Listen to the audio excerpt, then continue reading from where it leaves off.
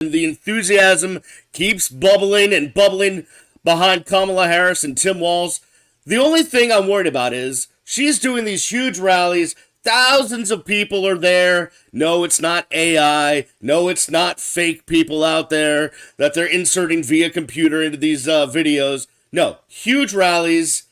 But the thing is, a lot of the mainstream media not really covering it, and instead, let's put a slightly not so coherent Donald Trump on TV for an hour, holding some press conference from Mar-a-Lago where he lies over 160 times. I don't understand.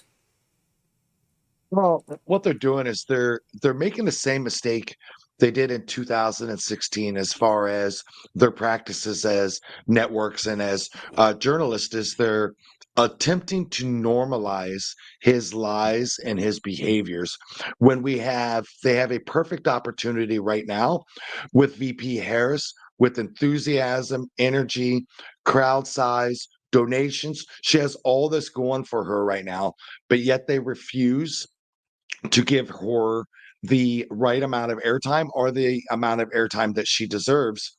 And that's why we have to discuss this today. It's because we have to understand one thing is that we can do this and we can get her message out and we can get her speeches out without the mainstream media by simply endorsing other YouTube channels, our YouTube channel, Ford News One, or even Midas Touch, who had 649,000 online streams during the last debate.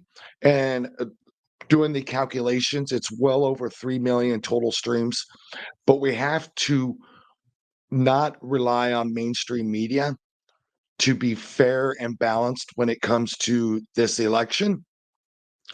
And the reason why we have to get that out, it's because we do have voters on the left and we have voters on the right that's made up their mind, but we have to get it out for VP Harris and for Tim Walz, for those independent and undecided voters, and also to give pushback to the lies. And that's why I have repeatedly said on Ford News X account that we will not give Donald Trump a platform to spread his lies and propaganda.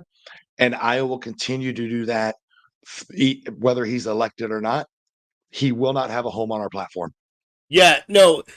So there's two kind of teams of thought processes on Donald Trump, right? On one side, it's, well, don't platform him, don't give him the opportunity Mhm. to spread his misinformation.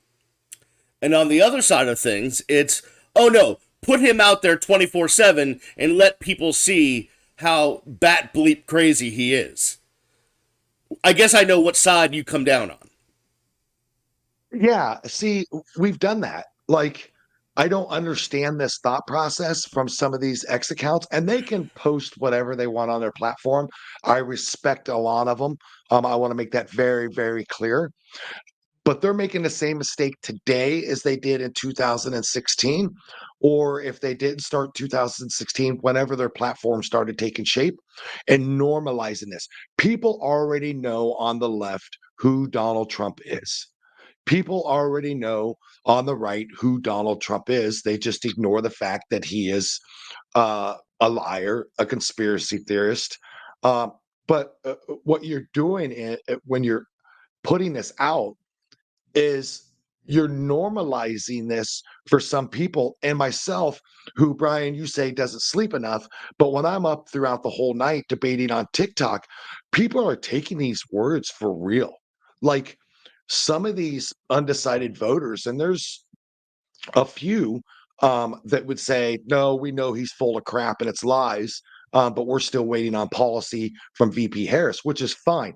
But some of them literally believe this. Like, they believe sincerely of what he's saying. And I just personally believe, Brian, that it's because of people giving Donald Trump a platform. And in my opinion, it needs to stop. So I'm split on this, right? Because I'm in an awkward position, well, in life, but also in this situation because uh, a lot of my ex followers follow me and have been for a long time, since X started, since it started as Twitter, for sports stuff, right? Because that was my career before this. And a lot of those people don't want me talking politics at all on X, but too bad for them. But, you know, a ton of them could be Republican, could be MAGA, they could come from all walks of life. My newer followers, a lot of them are progressives, and, you know, obviously you've helped me gain a lot of followers, and I really appreciate that. And I appreciate everyone that's decided to follow me at Miami Radio Beast. But they're progressive, and they obviously they understand that what Donald Trump is spewing out there is a bunch of lies. But I'm thinking about my other audience, saying, you know what? Maybe they don't really know. Maybe they don't get this angle anywhere else. Maybe all they do is watch Fox News. Maybe all they do is watch OAN or Newsmax. And I feel like, hey, if I can get through to a couple of them so they get to see the truth, then that's kind of the way I feel about it. As disgusting as I feel platforming Donald Trump, I kind of have to think about who is watching, who is listening, who is viewing what I'm putting out there.